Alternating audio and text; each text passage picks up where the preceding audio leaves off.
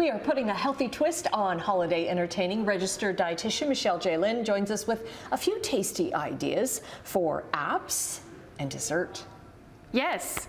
So I've got 3 holiday recipes for you with a healthy-ish twist, and to bring you these entertaining ideas, I partnered with wonderful pistachios today. Okay. Yes, so we're going to start over here, and I made an avocado dip, and I like to use avocados because they have that high in monounsaturated healthy fats, which is great. So we're going to make one right here, and I've got some avocado in here. You can use a potato masher, and you can mash them.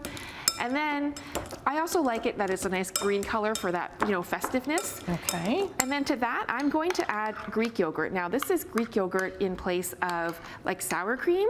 I like it because it adds that extra protein in it. So this would be unflavored Greek yogurt. Unflavored, right? Yes. Good point. Don't get the vanilla stuff. Yeah, not the vanilla one. Don't make that mistake. Can I set this just over here? Yes, for sure. All right. And then that's going to get mixed together. Now I'm also going to add some lime juice. It adds like a nice tanginess to it, but it also keeps the avocados from going brown, so it lasts a little longer. So if you want to make this earlier, then it will keep it a little better. Is this a good recipe too if you've got avocados that are almost like... Yes, it is perfect for that. It is so good for that, and if they're less than fresh, so no food waste, a little bit of garlic powder for some more flavor. And I'm also going to add a little bit of salt to it because we need that to round out all the flavors. And then I'm adding here, this is jalapeno lime pistachios. It's a unique flavor that's spicy. It's got a little kick to it. That I would just put on the top, and what it does is it adds a nice crunch to it and a nice flavor. No more stirring? Yeah, you don't need to stir anymore. Okay. Yeah.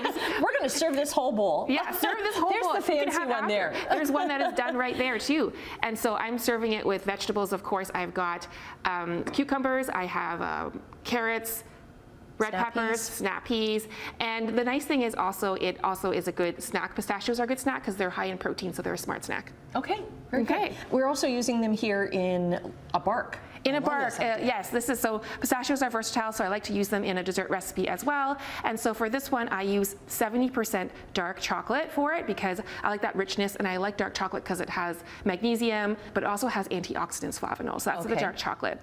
And then I also used white chocolate because it adds a nice contrasting color to it, but also a nice creaminess to it.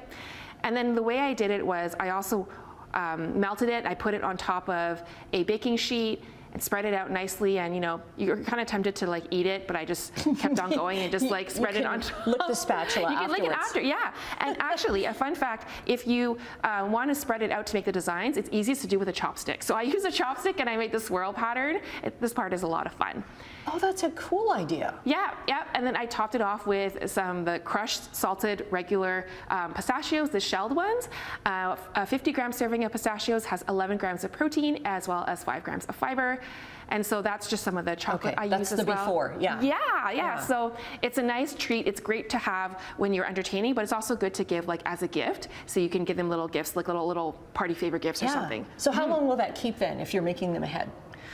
I make it I made them maybe 2 days before, but it'd probably last about 5 days. Okay. Yeah. All right, in an airtight container. In an airtight container, yes. You've made a little forest of sandwiches here. I love this. Forest of sandwiches or little Christmas tree sandwiches, and all you do is you use a cookie cutter, and I use a cookie cutter right here, and then you would just cut out the shapes. So the healthy twist is I used whole wheat bread, and then I just used a bit of Swiss cheese and a little bit of deli meat, and you can just assemble them together like this little sandwiches. So you're going to cut them out separately then. See, I would have tried the first one, make the sandwich and then try and smush it. Yeah, but then everything's all squishy. Unfortunately, they're not sharp enough, but if you also want to be more inclusive, you can do, instead of Christmas trees, you can do snowmen, or you can do mittens, so then it's more kind of like a winter theme, which is kind of fun. So that's what you can do for those ones over there too, and just pair them. Use a binder, so I use a mayonnaise. You can also use mustard. It's a nice way to just keep everything together for your Okay, so sandwich. Would you put that then on every layer then, so that the definitely on the bread layers. Okay, on the bread layers. Those will keep it all together. Oh, I didn't realize that's why we butter bread, right? Yes, for that's sandwiches. why. Or mustard or something too. Okay, and people can find these recipes on your socials? Yeah, at Michelle Jaelin or michellejaelin.com. Okay, and we'll get all of that up on our website as well, chch.com/morninglive. Now, which to try first? I might go for dessert first. Thanks very much. You've always got great advice on your sites. I'm going to grab this one.